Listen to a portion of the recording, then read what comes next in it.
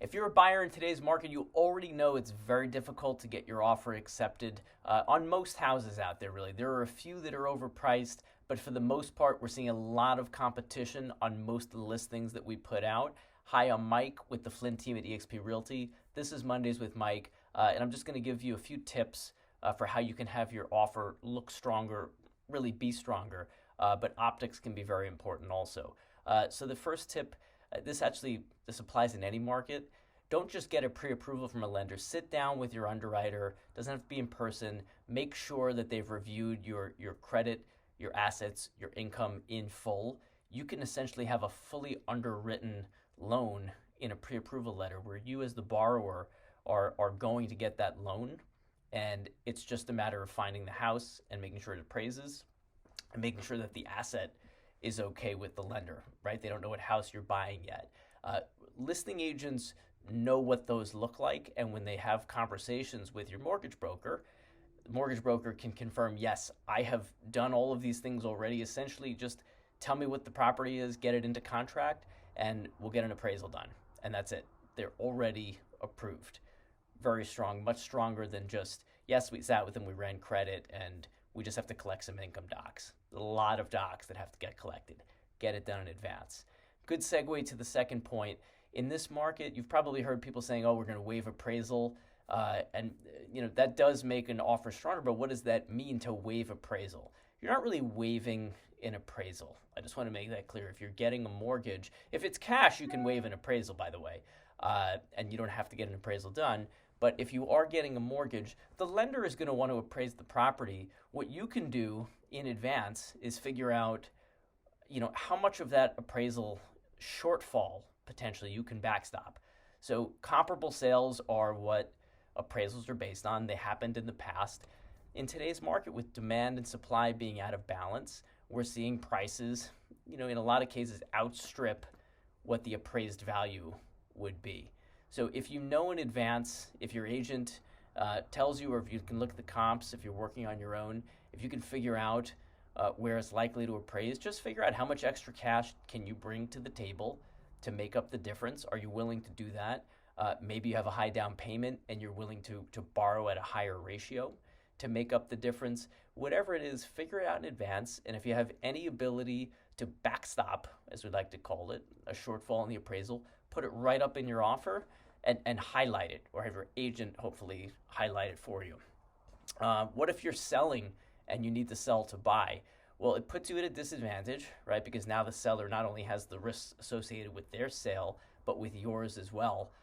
So it's going to put you at a disadvantage relative to a first-time buyer, somebody who's just renting month to month, or maybe living at home still.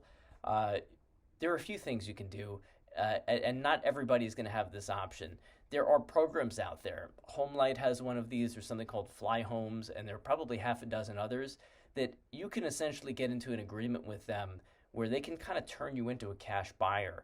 You're collateralizing your current home, or sometimes you could do a trade-in depending on what their program is, and they can essentially front the money for you to be like a cash buyer. If you have an investment property that's not your primary residence, you have this option also where you can borrow against that property, use that as the collateral and have this cash that's borrowed, but it's already in your bank account. And when you buy your house, if you want to refinance your primary residence and pay back that loan, you can do so. People refer to these as bridge loans.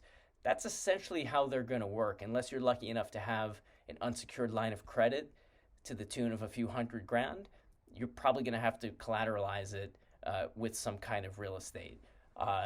And there are a lot more details to go into on these, but I'm just highlighting these things for people who may not know. What are some of the simpler ones? We had this just last weekend. Offer to pay the seller's transfer tax and their attorney fee. Maybe cap that so that they don't hire someone who's hourly and it's a $10,000 bill that that you're agreeing to cover as a buyer. But it is a quantified amount. If you say we'll pay X amount as a flat fee legal fee and we'll cover your transfer taxes at this price, you can calculate that. You could also just add it to your offer. It's the same thing as paying more, right? But it has that effect of making the seller feel special, and have them feel like they're getting something different, right? It's builders, at least in this area of New York, they routinely have buyers pay their transfer taxes. You're giving them like the special builder treatment by offering to do that. And your agent can help you quantify what those costs are. So it's not like you're just agreeing to some unknown. Never want to do that. Um, Last point, be flexible on closing timing. If you have one of those like underwritten pre-approvals that I talked about in my first point, you can agree to close within 30 days. You'll have some leeway in your contract, but be willing to close as quickly as possible, and be willing to, on the other side of the spectrum, give the sellers as much time as possible. You don't really always know their circumstances until you're into negotiations with them. Maybe they need more time. Maybe they would prefer to have like a 3 or 4 month closing period because they have to go out and buy something in this market. So if you offer them more flexibility, you're increasing the odds that you'll be selected. There are probably countless other tactics and approaches. These are just, I would say, the highlights from what we've seen that's working. And happy to answer any more questions about this. If you're getting this via email, please email us back with questions. If it's on social, you can direct message me. Always happy to hear from everybody, and we'll see you next week.